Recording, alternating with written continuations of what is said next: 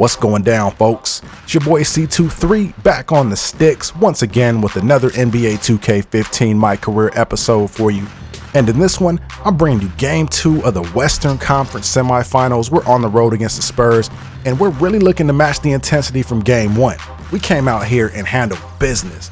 We completely stole the air out of the building. The fans just went home and probably cried themselves to sleep, but that's what they get for not being Lakers fans. Now, as always, I rock a fresh pair of my signature shoe, the Nike Air Flight 7. Before every game, I always show it off to you guys. And the ones I'm rocking today are one of two exclusive Black History Month designs by yours truly, of course. But these are the black and gray road version of the Black History Month design. I also have a home version that I'll probably debut over the next video or two. But it really all depends because you guys, I have so many different colorways of these bad boys. I spent like an entire afternoon one day just designing shoes. So you guys are just gonna have to stay tuned and see how it plays out. And oh, before I dive into this commentary and completely forget, I want to give a special shout out and thank you to the subscribers who actually submitted the idea for the BHM colorways, because I'll be honest with you, without that submission, I probably wouldn't have done it. So once again, thank you for your submission. Thank you for your input and feedback.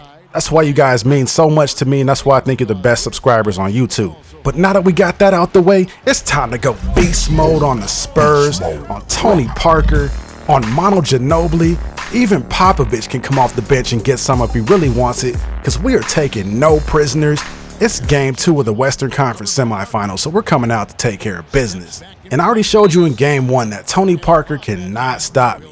The only thing he can really do is hope to foul me, maybe to try to slow me down and send me to the free throw line and hope that I'll miss a couple free throws, but it's not happening. There's just too much at stake out here, folks. I gotta knock these down. First free throw is good. Second free throw is an excellent release, so you know that's dropping. So all Tony did was give himself a foul. And no, Mono, our defense is swarming. Get that weak stuff out of here. Kobe gets the rock leading the break, kicks it to me on the wing. I gotta let that go. Excellent release. Ring up another one. So we're off to a pretty solid start, and I could sense early in this one that unlike in Game 1, my teammates came to play. And it really all starts on the defensive end after Kobe just knocks in that three. Defensively, we're just on a whole nother level. Give me that steal. Parker was way too careless with that one. I had to rip it and take it all the way to the cup. I probably could have dished it off ahead of time and gave Randall the dunk and got an assist, but let me just have my selfish moments, y'all. It's okay. You know, I can get mine every once in a while, right? Besides, I do average about 11 or 12 assists every game, so it's okay if I get mine. Just like at the buzzer, I just got to pull up and let one go, cashing in the three-pointer to wrap up the first quarter. Now, moving things ahead to the second quarter, you already know I'm going beast mode. Attacking the rim, dunking on Mills. I think even Bonner was in that play. I don't know why people just insist on being in the DeMarcus Flight poster. And oh, give me that. Mills is way too careless out here. Sloppy dribbling. We'll take that and bring it out to reset. I kick it over to Mariam. Mariam takes a look at it, kicks it back to me, and of course I decide to attack, but I don't know what happened there, folks. I have no idea. I got pushed or something. That was just ugly. But it's okay because we get it back. Justice gets the steal, kicks it to me out in the break, and you know I'm not letting that happen again. I go up with aggression this time and finish with authority at the rim, throwing it down. Once again, Bonner's in the poster. I don't know why Bonner just insists on standing there. That's twice. I don't know. Maybe I might just have to sign those posters and send it to his wife and kid after the game. Now, as much as I've been giving the Spurs that beastliness all game long, they're still within striking distance, so I can't let them hang around. I have to go for the jugular. And once again, Tony Parker, man, come on, bruh. You were just getting dominated this entire game. You know what? I'll come out and say it right now. After this season, you just need to go on ahead and hang it up. Because right now, you're just being a liability for your teammates. Look at that, throwing the ball away. Now, I am playing some stellar defense right now on Parker, completely forcing them into these turnovers. And defensively, it's just too much beast mode on the court right now. Man, I swear you guys are going to think I hate Tony Parker. But anyway, let me go on ahead and run this back for you guys in case you missed it. The Spurs tried to trap me on a double team. I completely reversed direction. Tony Parker gets hit with the screen. Then I shake Splitter with a simple crossover, leaving the lane wide open. So I just attack. And at the end of the play, look who shows up. Out of all people, Tony Parker shows up and tries to challenge the shot at the end and does a terrible job at that. I don't get it. But anyway, they get smart and try to double team me now. So it's all on my teammates at this point. If they want to get the ball out of my hands, I have teammates that'll step up and make the plays. Well, at least today, because today my teammates are getting it done.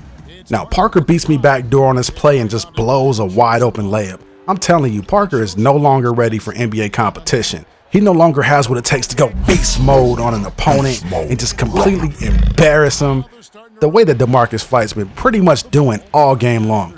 Now, check out this cheese, folks. Now, it may not be cheese, it might just be a programming bug, but every game there seems to be something wrong with 2K. I just can't get through a game without something happening. I know you guys are sick and tired of listening to me talk about it every single video, but as long as it's happening, I gotta shed some light on it.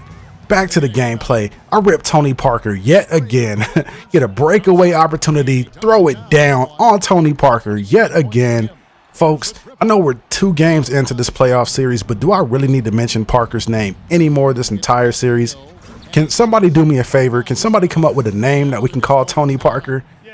Let's call him something funny. I'm recording this commentary at about 5 a.m. and the only name coming to mind right now is Rumpelstiltskin.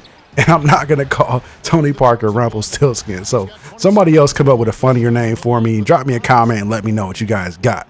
But as you can see in the video, my Lakers squad is kind of pulling away from the Spurs right now. And it's all about the work that we've been doing on the defensive end of the floor. And I know my offensive game has been on as well, but I don't think I've ever played in my career game where my defense has just been as dominant as it's been in this video. And I started thinking to myself that I've had the pickpocket badge for a while now, and it's never worked as well as it's worked today against Tony Parker and against Patty Mills. It's just been on a whole nother level. But anyways, I started thinking to myself, I really haven't shown you guys the fadeaway in this video. You know, that's my patented move, so I got to go back to it. And even though it is on Tony Parker, I gotta remind Popovich that my Lakers are a squad that he really needs to prepare for, especially now that we're going up 2-0 in the series heading back to LA. I know game 3 is just gonna be an all-out dogfight. The Spurs are gonna come out and play desperately, and I wouldn't be surprised if game 3 ended up being another nail biter or a possible buzzer beater. What do you guys think? Do you think the series is gonna tighten up a bit now that the Lakers have a 2-0 lead heading back to LA? Do you think the Spurs might still win on the road and crawl back into this one? Do you think my Lakers are on the verge of another sweep? I'm curious to hear from you guys, so go ahead and drop me a comment below. Let me know what your thoughts are, and I'll be sure to check your responses and get back to you guys. But anyways, folks, that's all the time I have in this one. I hope you enjoyed it. Don't forget to click that like button for me, you guys. You guys are amazing. I appreciate you. And let's get ready for game 3, because I have a feeling I might have to go beast mode once again. I'll see you guys in the next one real soon.